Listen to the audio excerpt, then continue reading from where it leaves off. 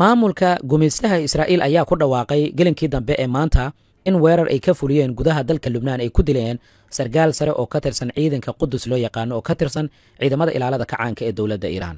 wasaaradda maaliyadda ee dawladda Mareykankana waxay isla waqtigaasi ay shaacisay in cunaqabateyn cusub lagu soo rogay Xisbullah iyo Iiraan.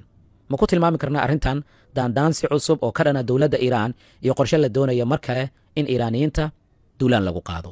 militariga Israa'iil waxay sheegeen marka haddii aan Lubnaan ku hormarno in ay beegsadeen sargaal ka tirsan ciidanka Qudus la yiraahdo oo ku lug lahaa tahriibinta hubka gudaha ee dalka Lubnaan. arrimahaas ayuu ka shaqeynaya ayay yiraahdeen. telefishinka Al-Jazeera ayaa baahiyay marka in diyaarad droonisa oo Israa'iil ay leedahay lagu bartilmaamaysaday gaari maraya deegaanka Khalda. deegaankan wuxuu ku yaalaa koonfurta magaalada Beirut oo caasimadda dalka Lubnaan ah. ciidanka Qudus marka waa ciidan ka mid ah ilaalada kacaanka ee dawladda Iiraan waxaana inta badan ay ka howlgalaan dhanka dibadda. saraakiil badan oo ciidankan ka tirsan ayaa hore loogu dilay gudaha dalka Syria. Israa'iil waxaad moodaa weli inay wado beegsiga ay beegsanayso xarumaha ay ku yaala gudaha dalka Lubnaan iyagoo jibinaya heshiiskii hore u dhexmaray Xisbullah iyo sidoo kale Israa'iil oo Mareykanka garwadeen uu ka ahaa. dhanka Mareykanka haddii aan eegno wasaaradda maaliyadda ee Mareykanka ayaa ku dhawaaqday cunaqabateyn cusub oo la sheegay in lagu soo rogay shakhsiyaad iyo hay'ado la sheegay inay xiriir la leeyihiin Iiraan iyo Xisbullah.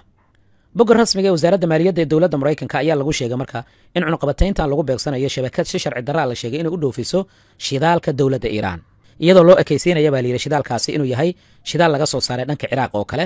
sidoo kale cunaqabateyntan waxa lagu soo rogay hay'ad maaliyadeed oo ay maamusho Xisbullah.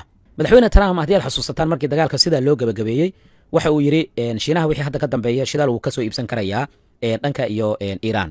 ma dawladaha qaliijka ayaa dhaqaale kale looga bislaysanayay oo ujeedda ayaa laga lahaa hadalkaasi mise maadaama hadda cunaqabateyntan ay ka duwan tahay hadalkii madaxweyne Trump ee ahaa in cunaqabateynta Iiraan laga qafiifin doono shidaalkan ay u iibgeyn karto wixii hadda ka dambeeya dalka Shiinaha.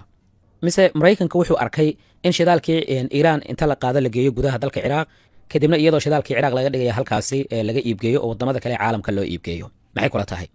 wasaaraddu waxay sheegtay marka in shirkad ama shabakad shirkadaha oo isku xiran uu hogaaminayo ganacsade Ciraaqi ah oo Salim Ahmed Saciid lagu magacaabo ay iibsanayeen shidaalka ee dawladda Iiraan waliba si raqiis ah kadibna ay u sii iibgeynayeen wadamo badan tan iyo sanadkii 2020kii iyagoo oo ku daboolaya magaca shidaalka Ciraaq ama ugu yaraan sida la sheegay iska dhigaya sida inaan la fahmin oo kale u iibgeynaya wadamo kale. tan iyo 2020kii markaad eegto sirdoonada Mareykanka iyo sida ay Ciraaq u dhex degeen iyo ma kula tahay inay mooganaayeen muddadii 5 sano ee la soo dhaafay arrintan mise hadda ayaa dantii laga lahaa ninkaas iyo ganacsatada kale laga waayay. wasaaraddu waxay sii wadi doontaa beegsiga ilaha dhaqaalaha ee dawladda Iiraan waxayna xoojin doontaa cadaadiska dhaqaale si loo carqaladeeyo awoodda nidaamka ee dawladda Iiraan maadaama ay dhaqaale badan Iiraan halkaas ay ka helayso. sidaas ayaa lagu yiri qoraalkan oo Mareykanka ka soo baxay. Iiraan oo in ka badan 30 sano cunaqabateyn ay saaran tahay ayaa soo saaratay gantaalada inta la eg ee burburiye ama wiiqay awooddii nidaamka difaac ee dawladda Mareykanka.